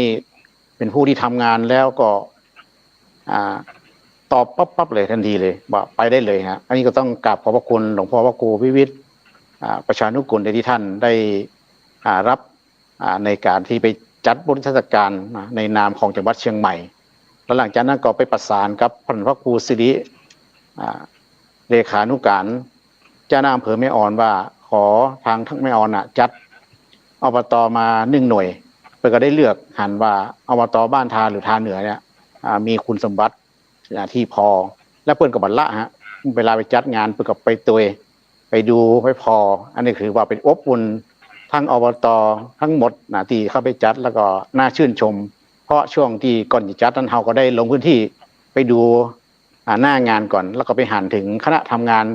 ทั้ง3หน่วยอบรมเนี่ยอย่างดียิ่งว่าโอ้ตีถูกต้องแล้วที่เราได้คัดแล้วก็ประสานงานให้อบต.ทั้ง3หน่วยเนี่ยไปจัดเทศกาลเป็นตัวแทนของจังหวัดเชียงใหม่และอันเดียวกันก็ได้รับการประสานงานจากพระเดชพระคุณพระเทพสิงห์วราจารย์รองเจ้าหน้าจังหวัดเชียงใหม่บอกว่าเราได้ไปประชุมเลยวันนั้นได้มีโอกาสเข้าไปนั่งประชุมเกี่ยวกับนโยบายในการจัดงานอบต.เพราะว่าอบต.พยายามจะให้มีทุกตำบลแล้วก็มีโครงสร้างก็คือมีคณะกรรมการรองประธานอย่างต่างๆกับกลุ่มผู้นำทั้งท้องถิ่นตลอดถึงในตำบลนั้นๆเข้ามาร่วมกันเพื่ออาจจะได้จัดงานได้คล่องตัวขึ้นในการดำเนินงานแล้วก็สิ่งที่ได้เข้าไปหันแล้วก็น่าประทับใจก็ทั้ง3หน่วยและก็ยังมีแฮมหลายหน่วยที่ในจังหวัดเชียงใหม่ เหมือนพระครูโสพลได้เกินว่ามีประมาณ200 กว่าที่นะแต่ 200 กว่าแห่งครับ เดี๋ยววันหน้าเขาต้องได้เชิญ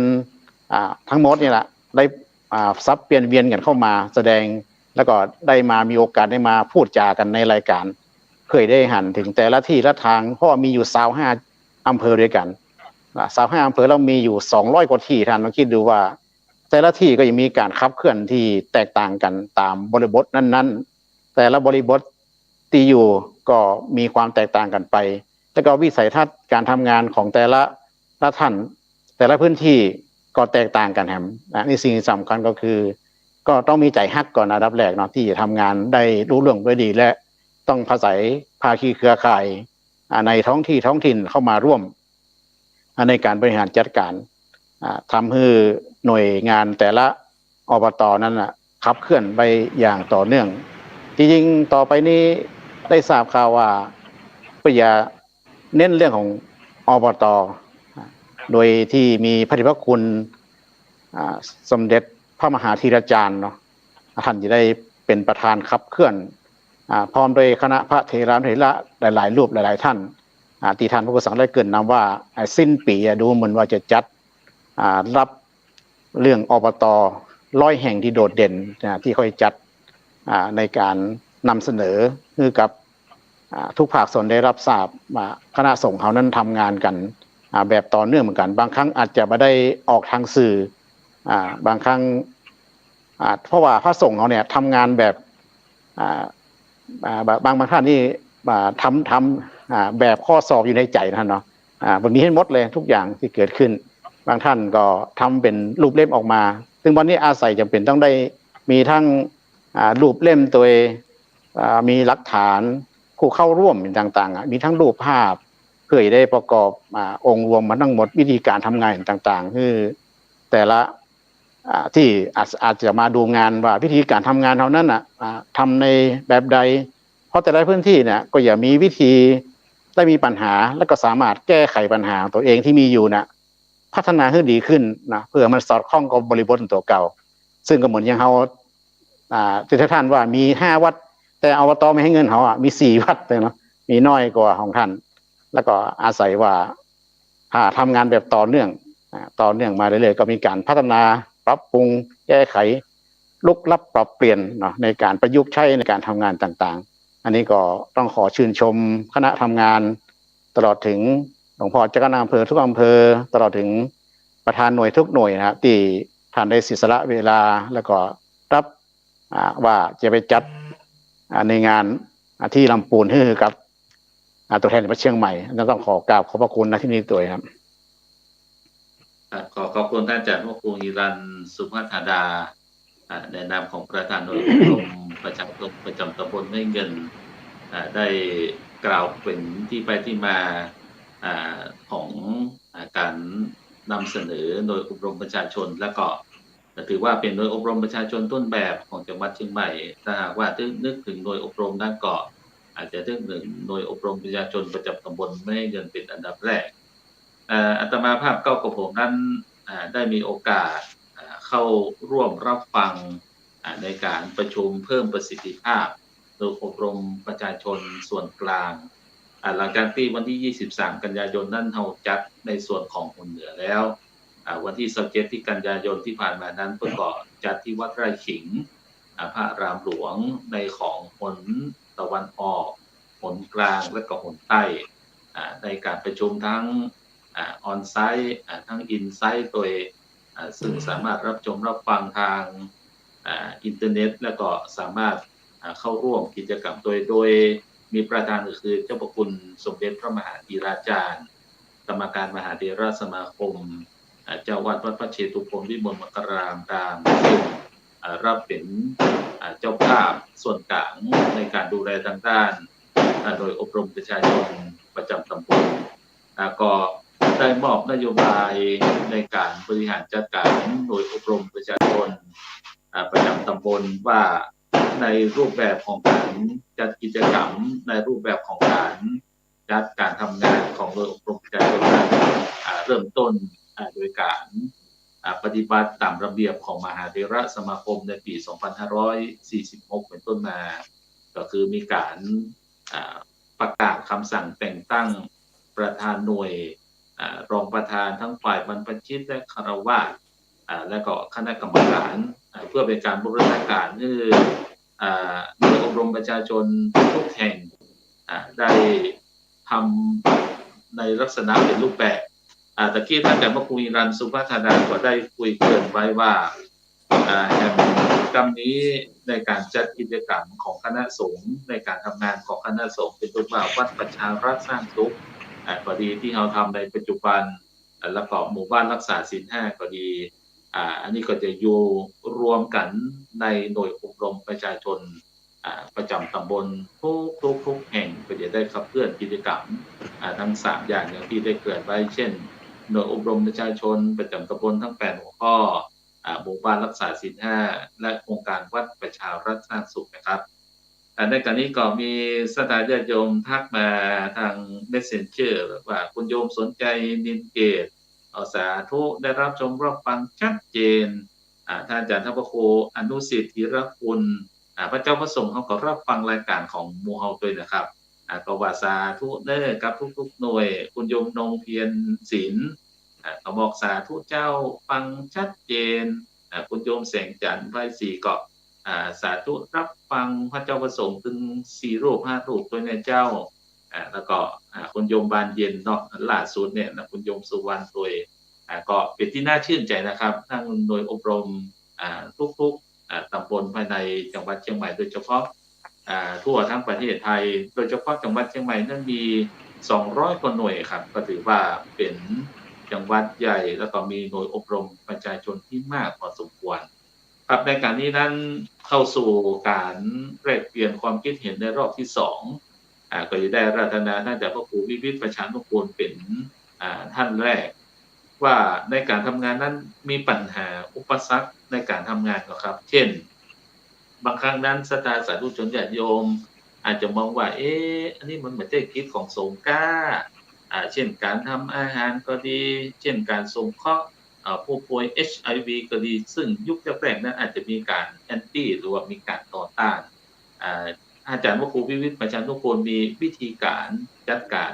กับสิ่งต่างๆเหล่านี้เนี่ยนะครับในการก้าวข้ามอุปสรรคและปัญหาทำให้มีวันนี้ได้แล้วก็ที่สำคัญที่สุดครับมีโครงการนำผู้ที่ขาดโอกาสทางด้านสังคมในการให้โอกาสนำผู้ติดเหล้าเข้ามาบวชเป็นพระภิกษุหรือว่าเป็นผู้เจ้าเสร็จแล้วก็ส่งไปเป็นเจ้าอาวาสผู้สืบทอดพระพุทธศาสนาแล้วก็ส่งเสริมอาชีพของผู้ป่วยก็ดีส่งเสริมอาชีพของผู้ที่ขาดโอกาสทางด้านสังคมก็ดีมีผลิตภัณฑ์ที่พัฒนาเช่นการทำกระเป๋าส่งออกไปประเทศญี่ปุ่นอย่างนี้เป็นต้นครับขออาจารย์ท่านพระครูวิวิตรได้คุยนี่กับผู้ร่วมรายการทุกๆรูปแล้วก็ท่านผู้ชมผู้ฟังอยู่ทางบ้านได้ฟังถึงอุปสรรคและปัญหาและการก้าวข้ามล่วงของปัญหาต่างๆเหล่านั้นทำให้ประสบผลสำเร็จได้อย่างไรครับขอรัตนาท่านอาจารย์พระครูครับครับก็ถามว่าการทำงานของเรานั้นมีอุปสรรคปัญหาก็ทุกอย่างหากว่าเรามีการทำงานเราจะต้องเจอปัญหานะครับหากว่าคนที่ไม่ได้เจอปัญหาแสดงว่าคนนั้นไม่ได้ทำงานเพราะฉะนั้นปัญหาก็คือสิ่งที่ทำให้เราเกิดแรงขับเคลื่อนโดยเฉพาะเรื่องของเอดส์เนี่ยผมดำเนินงานมาตั้งแต่เริ่มคนรังเกียจคนที่เชื้อเอดส์แล้วยิ่งพระไปทำงานด้วยเนี่ยพระไม่ได้รังเกียจนะเขาก็ว่ากลายว่าเป็นพระเอดส์ไม่ใช่ว่าเป็นพระเอกนะครับเป็นพระเอดส์พระเจ้าเนี่ยเป็นร่างติดเอดส์ก้าเนี่ยมาอยู่กับผู้ติดเชื้อเอดส์นะครับเพราะฉะนั้นเราก็พยายามที่จะสร้างคุณลักษณะที่ให้เขาปลอดภัยและก็มีความรู้สึกว่าเขามีคุณภาพชีวิตดีขึ้นจนเป็นที่ยอมรับผมก็พยายามที่จะแก้ปัญหาเหล่านี้การรังเกียจเนี่ยครั้งแรกเราก็มองดูว่าสมัยก่อนทุกเจ้าบอกไปฉันข้าวเวลามีงานศพผู้ติดเชื้อเอดส์เสียชีวิตเพิ่นจะทำบุญตอนบ่ายอาจจะได้เปลี่ยนความคิดเหล่านี้ตึงญาติตึงยอมตึงคนที่มากินข้าวเนี่ยอย่างนี้จะได้ให้เขาเปลี่ยนมุมมองผมก็เลยจัดงานเอดส์ขึ้นเดือนละครั้ง1 ธันวาคมนี้จัดครั้งแรกก็ ชวนพี่น้องเอาข้าวมากินก่อนมากินด้วยกันแต่เมื่อผู้ติดเชื้อเนี่ยได้อย่างสักอย่างคือเป็นผู้รับอาหารที่เอามาจากพ่อแม่พี่น้องเอามาห่อกินด้วยกัน ปีที่สองผมก็ลองจัดให้ในกลุ่มเนี่ยทำอาหารทำน้อยๆก่อนเอามาผสมผสานกัน ปีที่สามนี่เปิดเป็นร้านอาหารเลยนะครับผมนี่มันมีความคิดว่าอยากจะทำให้มันเกิดการท้าทายผมเปิดร้านอาหารเลยเพื่อผู้ติดเชื้อเนี่ยขายอาหารใครจะมาส่งข้อช่วยเหลือก็จ่ายสตางค์ในจุดที่รับบริจาคมาได้คิดเป็นราคาจะมองว่าคนจะกินก็แต่ก็มีการตอบรับอย่างดีผมก็ยังไม่แล้วใจแต่ผมปาผู้ติดเชื้อเนี่ยไปเปิดงานที่อำเภอครับงานประจำอำเภอสันปะตองนี่ผมปาไปเปิดร้านอาหารจนกระทั่งว่าเขายอมการแล้วเพราะอย่างเพราะมันเหนื่อยครับว่าพระเจ้าเขาอิดพระเจ้าเขาหิวเพราะว่าคนมารับบริการเยอะเกินคาดนั่นแสดงว่าสิ่งที่เราท้าทายเนี่ยข้ามตรงนี้ไปได้โดยการพิสูจน์ให้เห็นว่าศักยภาพความเชื่อมั่นและความปลอดภัยเนี่ยเกิดขึ้นจริงนอกจากนั้นก็เรื่องของการเอาคนไข้สุรามาวัดแถมเขาก็มองว่าเป็นคนบดีคนขี้เหล้าบ่มีศีลบ่มีธรรมแต่ว่าทุกคนมีสิทธิ์ที่จะอยู่รอดและอยู่อย่างปลอดภัยแต่สามารถจะใช้วัดใช้ศาสนสถานตรงนั้นเป็นสถานที่พักพิงได้โดยเขาคิดว่าเป็นโรงธรรมโรงเรียนโรงเรือนโรงแรมและก็โรงทานสามารถที่จะเป็นโรงธรรมได้ผมก็เลยเปิดให้เขาได้มาส่วนมากก็มาจากชุมชนต่างนอกคนในชุมชนเฮาอาจจะบ่ค่อยยอมรับแต่ใดจะส่งลูกหลานไปอยู่ในโรงพยาบาลแต่ผมก็ใช้โอกาสตรงนั้นเป็นวิกฤตแก้ไขให้เขาโดยประสานกับเจ้าหน้าที่โรงพยาบาลสันปะตองแม่วางดอยหลอดจอมทองและก็ศูนย์กลางคือโรงพยาบาลสวนปรุงผมก็ประสานเจ้าหน้าที่ว่าผมขอโอกาสได้เข้าไปคุยกับผู้ป่วยสุราผู้ป่วยยาผู้ป่วยต่างๆที่เพิ่นสามารถรับเอาได้ผมก็เข้าไปนั่งคุยโครงการว่าอยากจะบำบัดฟื้นฟูผู้ป่วยหลังจากที่ผู้ป่วยรับการเยียวยาและถูกคัดกรองพร้อมที่จะส่งกลับบ้านตรงนั้นวัตถุประสงค์คือ1อยากให้ผู้ป่วยไปปรับเปลี่ยนพฤติกรรมที่วัดแล้วบ่อยากจะให้ญาติตีตราโดยการว่าบ่ต้องไปรับผู้ป่วยที่โรงพยาบาลสวนปรุงก็จะมองว่าโรงพยาบาลสวนปรุงเป็นโรงพยาบาลผีบ้าเฮาก็จะเปลี่ยนความคิดเพื่อไปรับที่วัดไหนก็วัดตุลุงแดงวัดหัวลีนหรือว่าอุทยานธรรมลูกหลานก็อยากจะไปเที่ยวอยากจะไปชมเพราะว่าอย่างเพราะตอนที่เอาคนไข้จากโรงพยาบาลมานะก็คือญาติต้องเอามาส่งแล้วก็ต้องมาเซ็นรับรองเซ็นมอบคนไข้ให้เขาแล้วหลังจากนั้นเขาก็จะมีความรู้สึกว่าเขาได้คือคนไข้ไปอยู่ที่ปลอดภัยแล้วก็พ่อแม่ก็มีความสุขใจหลังจากนั้นผมก็จะประสานญาติพี่น้องว่าจะรับคนไข้กลับก็7วัน15วัน20วันบางคนก็บอกว่ายังบ่อยากปิกเตื้อบางคนบอกว่าบ่อยากจะให้ปิกเตื้อเพราะว่าบ่อยากจะให้เข้าสู่วงจรเดิมผมก็เลยพาไปเยี่ยมบ้านเองนะครับเอาเจ้าหน้าที่โรงพยาบาลไปดูว่าปัญหาจริงๆเนี่ยคือหยังเมื่อไปแล้วก็พาคนไข้ปิกมาได้รู้ถึงปัญหาก็มาแก้ปัญหาจากบุคลากรที่เราสามารถที่จะพัฒนาเพิ่นได้เราก็ชักชวนให้เพิ่นได้บวชเมื่อบวชแล้วเราก็พยายามให้เรียนรู้เรื่องการแบ่งปันเรื่องการไปเยี่ยมผู้ป่วยเรื่องการไปสงเคราะห์เรื่องการไปช่วยเหลือแม้กระทั่งงานศพในหมู่บ้านเนี่ยว่าเขายังเป็นฆราวาสเนี่ยเราก็จะพาเขาไปดูไปจ้อยไปนู่นนี่นั่นแล้วไปหันสภาพว่าคนกินเหล้าเป็นจะใดคนที่บ่กินเหล้าเป็นจะใดการแบ่งหน้าที่บทบาทชัดเจนขนาดไหนแล้วทีนี้เอากับปลาเขาไปเยี่ยมคนไข้ติดเตียงที่ได้รับผลกระทบจากสุรานี่แหละคือเขาได้หันว่าจ้องถูกมัดถูกกังอดีตเขาอาจจะเป็นจะนี่จะอี้แต่ปัจจุบันเขาเป็นอี้และอนาคตเขาจะพลิกไปอยู่ในฐานะเดิมก่อคือพยายามจะให้ภาพลักษณ์แล้วก็ให้วิธีคิดวิธีทำแล้วก็สำคัญที่สุดคือการขอร้องด้วยความเมตตาหากว่าไปอินดูพ่ออินดูแม่ก็อินดูตัวเก่าอินดูลูกอินดูเมียเหลือแหงก็แบบอินดูไผก็ขออินดูตุลุงเตอะนะเพราะตุลุงตั้งใจทำให้หมู่เฮามีคุณภาพชีวิตที่ดีก็ได้จุดนี้เขาก็ชื่นใจว่าเขาได้ที่พักพิงละเฮาก็จัดโครงการบวชภาคฤดูร้อนส่วน1ถวายพระเทพวันที่2เมษายนบวช เข้าพรรษาแล้วก็บวชรับกฐินแล้วก็บวชในวาระของวันเกิดพ่อแม่เปิ้นกาวันเกิดตุลุงกาวันเกิดผมไกนะเฮาก็ยังให้โอกาสเขาเมื่อเขาบวชแล้วเนี่ยเฮาก็มองดูว่า A B C คำว่า A B C นะ A นี่คือไปโลดละพัฒนาได้อย่างรวดเร็วสวดได้ไหว้พระสวดมนต์ปฏิบัติกิจสงฆ์ได้แล้วแต่ละที่วัดวารามต่างๆเนี่ยเมื่อมีกิจกรรมในชุมชนเขาก็จะพาพระสงฆ์เหล่านี้ออกงานออกช่วยเหลือวัดช่วยเหลือบ้านคือทำทุกอย่างที่จะทำให้เขามีอัตลักษณ์ที่ดีและก็เป็นคนที่มีการแบ่งปันและเป็นคนใหม่ในสังคมเมื่อมีสิ่งเหล่านี้เกิดขึ้นหลายวัดเปิ้นประกาศเจ้าวาดเปิ้นก็โทรมา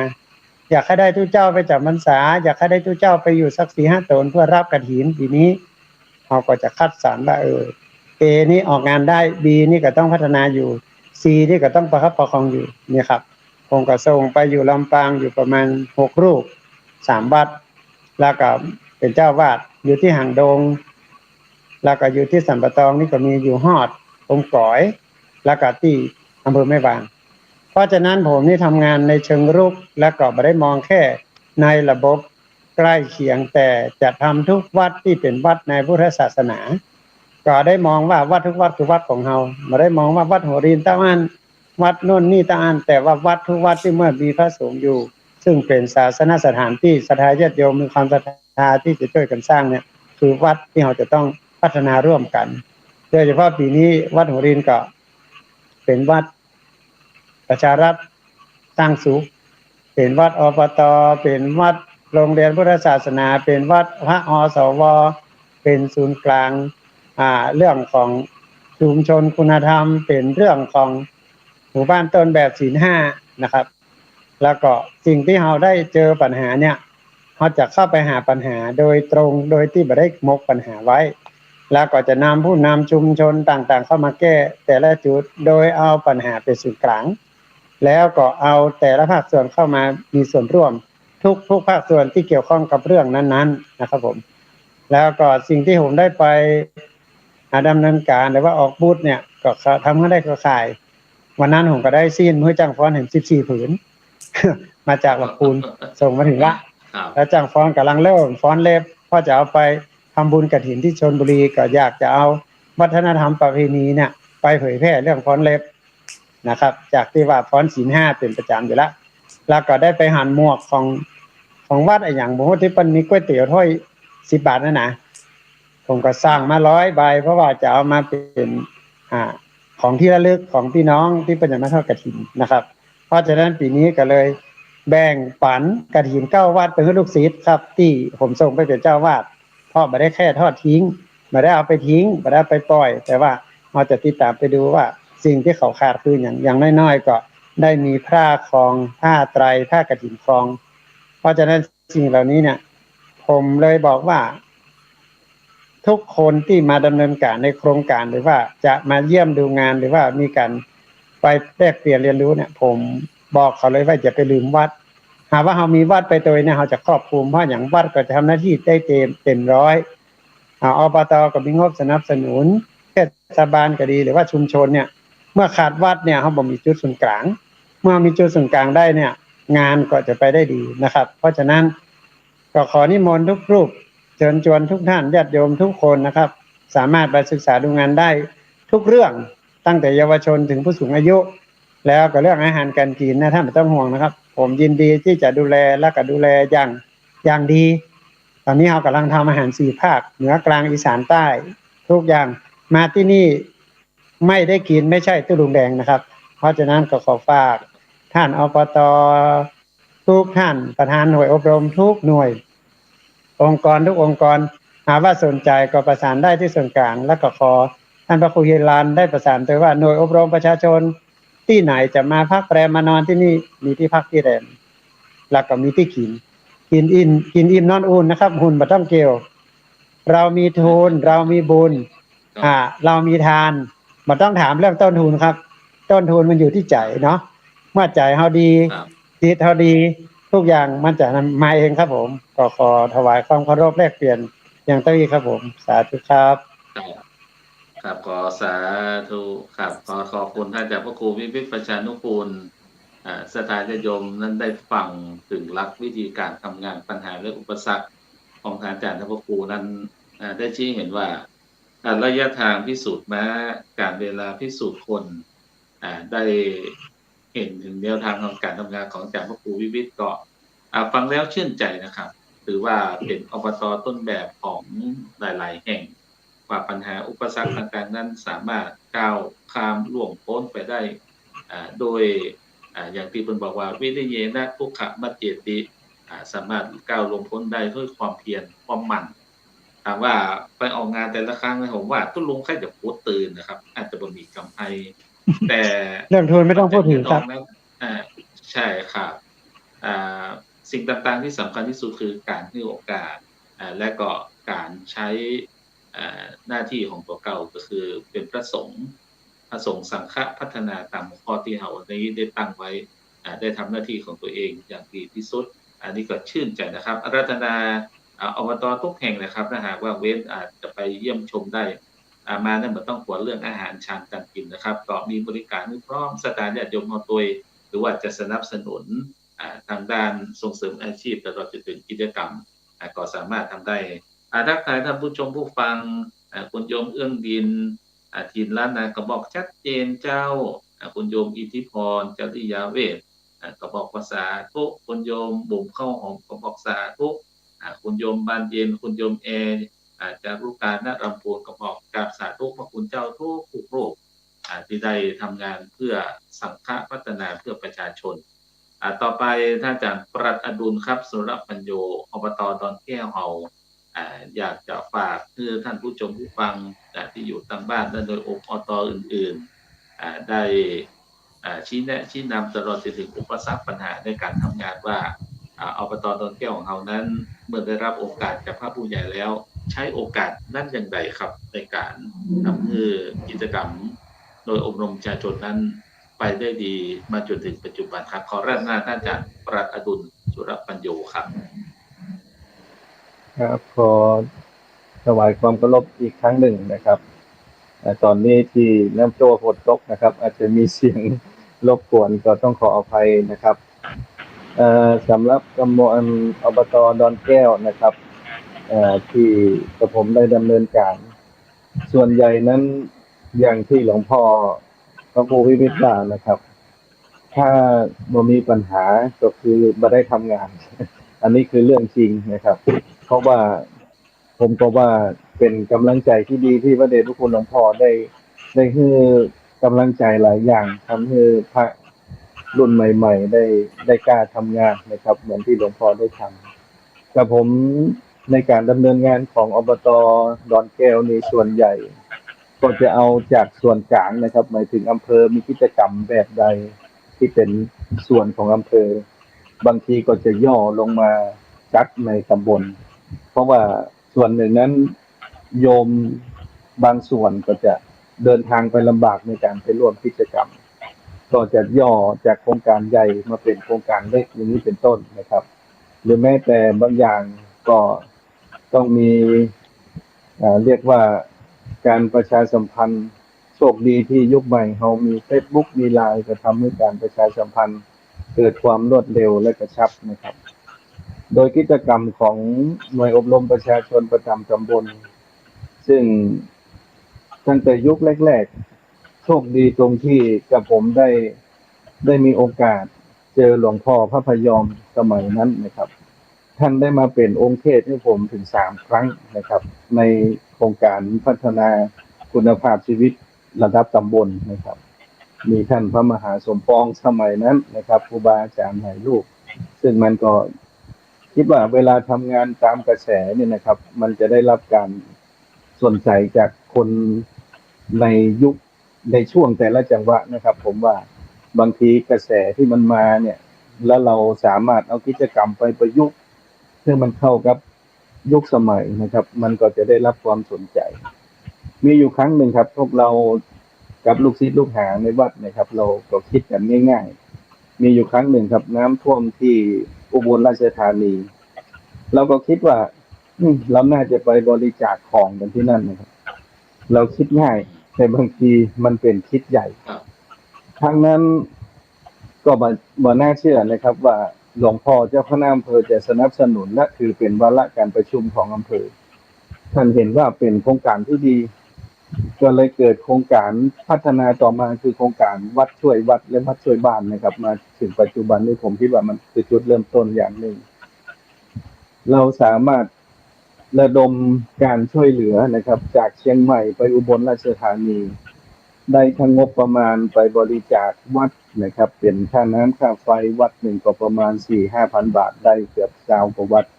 และของไปบริจาคได้ประมาณ2 ลำรถ6 ล้อซึ่งมีค่าใช้จ่ายแล้วก็ค่าดำเนินการก็หลายแสนบาทนะครับตอนนั้นถือว่าเป็นโครงการที่ผมก็ภาคภูมิใจนะครับซึ่งมันเป็นสิ่งแรกๆที่ได้ทำแล้วหลังจากนั้นมาเหมือนหลวงพ่อว่านะครับ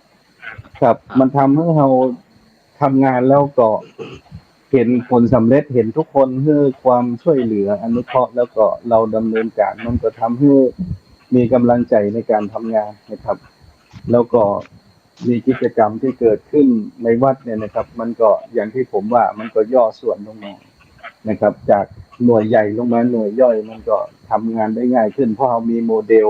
จากหลวงพ่อครูบาอาจารย์หลวงพ่อเจ้าหน้าอำเภอให้แนวคิดและท่านก็ผมว่าซัพพอร์ตได้อย่างดีเยี่ยมนะครับท่านให้กำลังใจในทุกๆงานนะครับดังนั้นเมื่อระดับล่างได้ทำงานมีหลวงพ่อให้กำลังใจมาเป็นประธานเปิดท่านถามว่าดำเนินการเป็นอย่างไรมันก็สามารถทำให้การดำเนินการของเขาราบรื่นนะครับแล้วก็โดยเฉพาะการประสานงานเนี่ยนะครับในระดับฝ่ายปกครองท่านนายอำเภออย่างเงี้ยหลวงพ่อท่านจัดการให้เราเรียบร้อยครับถ้ามีงานดังนั้นนี่ถือว่าเป็นความโชคดีของตำบลดอนแก้วนะครับดังนั้นแต่อุปสรรคมันมีเป็นธรรมดาหลวงพ่อว่าเหมือนกันนะครับไอ้เรื่องทุนถ้าเราคิดแต่เรื่องทุนงานมันก็บ่เกิดนะครับบางทีทุนดีใจดีคือถ้าเวลาเราปรึกษากับโยมโยมประจำวัดของเราคือน้ำโจเนี่ยถ้าโยมโอเคเนี่ยทุกเจ้าก็ทำงานได้อย่างสบายใจนะครับดังนั้นการทำงานก็ถือว่าเปลี่ยนไปด้วยความจะว่าเรียบร้อยมันก็คงบัดใช่ 100% นะครับแต่ว่ามันก็มีความภาคภูมิใจที่เราได้กระทำนะครับถึงแม้แต่โครงการบางอย่างมันอาจจะไม่ได้โครงการใหญ่แต่ถือว่าเราได้ใกล้ชิดกับญาติโยมมากยิ่งขึ้นนะครับเป็นตัวช่วยตัวประสานโดยเฉพาะในช่วงวิกฤตนะครับในช่วงนี้ผมก็ถือว่า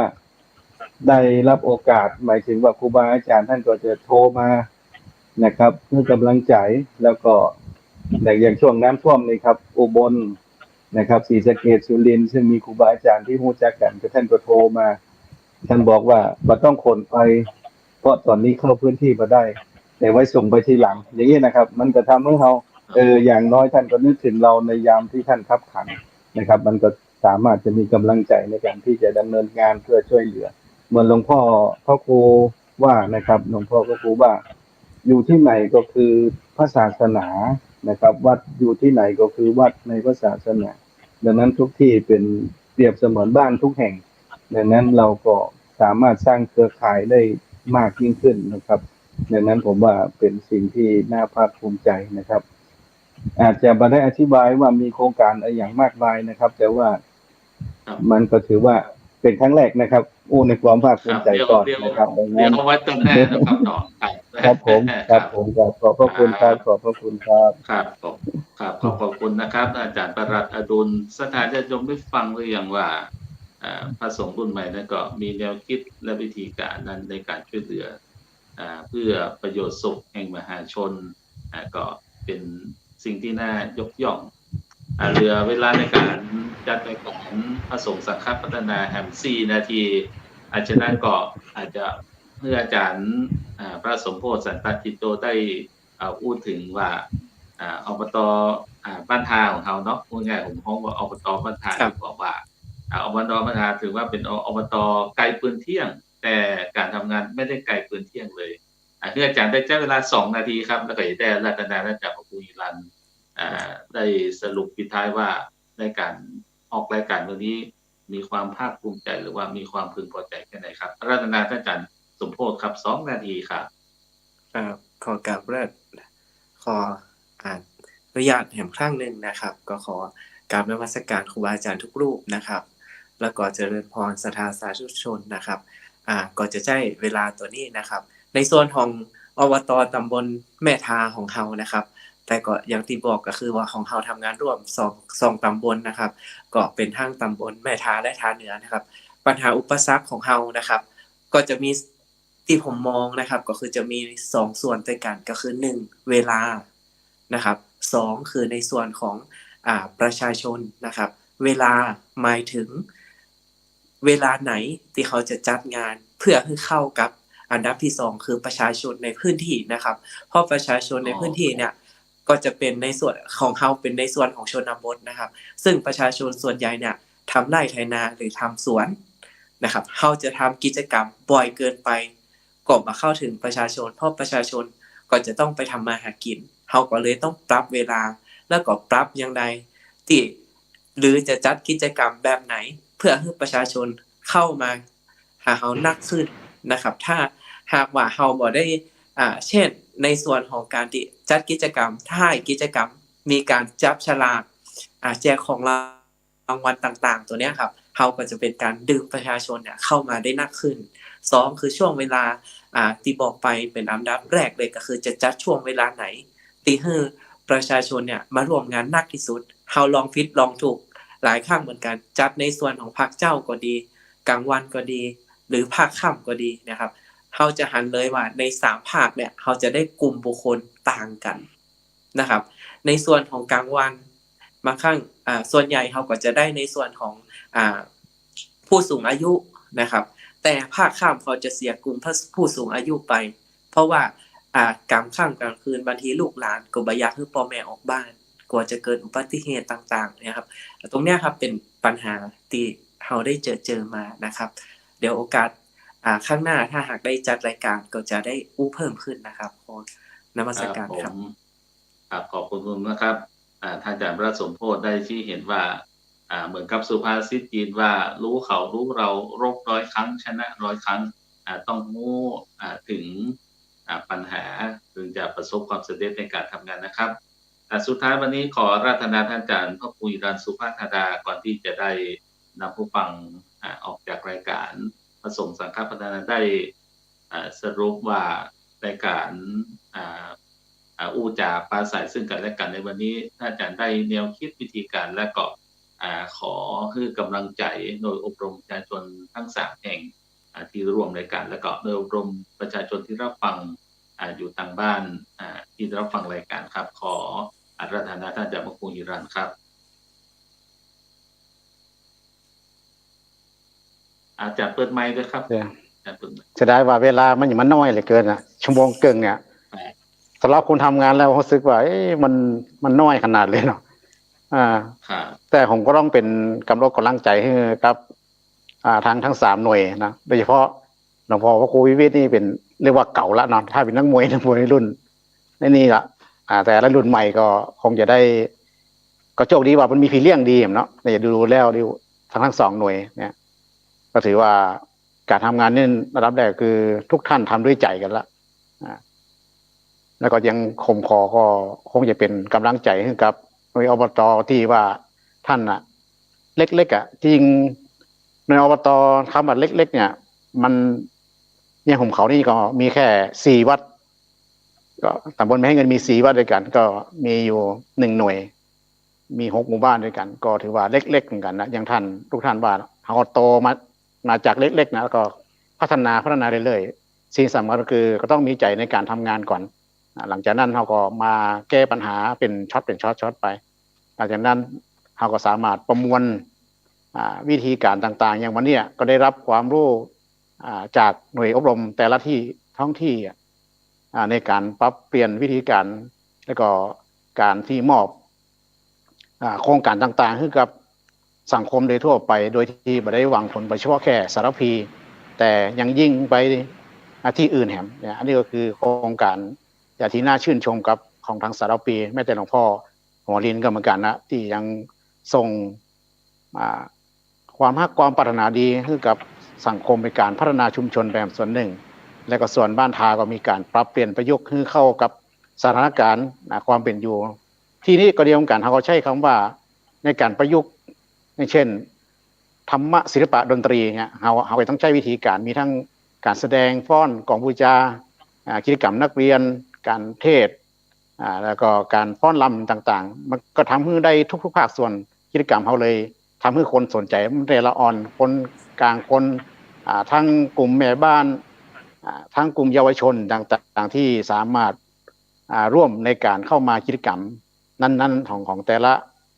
ที่กันเนาะเหมือนอย่างเฮานี่ก็เช่นเดียวกันก็ใช้วิธีการประสานงานทั้งเครือข่ายก่อนที่ทำงานก็คือต้องประชุมทั้งองค์รวมทั้งหมดในชนว่าเป้าหมายปีนี้เราจะไปที่ทางใดมันก็เลยสามารถเกี่ยวคือกันทำงานเข้าไปสู่เป้าหมายที่ชัดเจนขึ้นวันนี้เวลาคงจะหมดทันบุกสักลักเลยไป3 นาทีแล้ววันนี้ต้องขอสรุปต้องขอชื่นชมและอนุโมทนากับหลวงพ่อหลวงพี่เนาะที่ตลอดถึงทุกท่านที่ได้ชมรายการว่ายังมีพระสงฆ์หลายรูปอยู่ฮะที่ทำงานด้านนี้โดยตรงแต่ยังแบบมีโอกาสที่ได้เข้ามาพูดจ๋าเดี๋ยววันหน้าเขาได้เชิญเข้ามาได้มาแลกเปลี่ยนเรียนรู้ซึ่งกันและกันเนาะสาธุครับของในนามของผู้ดำเนินรายการวันนี้เกาะหน้าใหม่เหมือนกันนะครับขอท่านผู้ชมผู้ฟังหากว่าผิดพลาดประการใดก็ขออภัยพระเจ้าประสงค์มาในการนี้ท้ายที่สุดของรายการขออนุโมทนาขอบคุณครับท่านจากพระครูวิวิตรประชานุกูลอาจารย์พระครูหิรันสุภธาดาท่านจากประหลัดอดุลสุรปัญโยพระสมโพธิสันตติโตทุกรูปการศรัทธาญาติโยมพระเจ้าประสงค์ที่รับฟังรายการจากทางบ้านในรายการพระสงฆ์สังฆพัฒนาในยุค New Normal วันนี้ในออกรายการในโดยอบรมประชาชนอบต.ของจังหวัดเชียงใหม่ในการดำเนินวิธีการถ้าหากว่ามีสิ่งหนึ่งสิ่งใดอาจจะที่ชมแนะนำก็คอมเมนต์เข้ามาได้ท้ายที่สุดนี้เราก็ผมขอนำรายการจากท่านผู้ชมผู้ฟังไปก่อน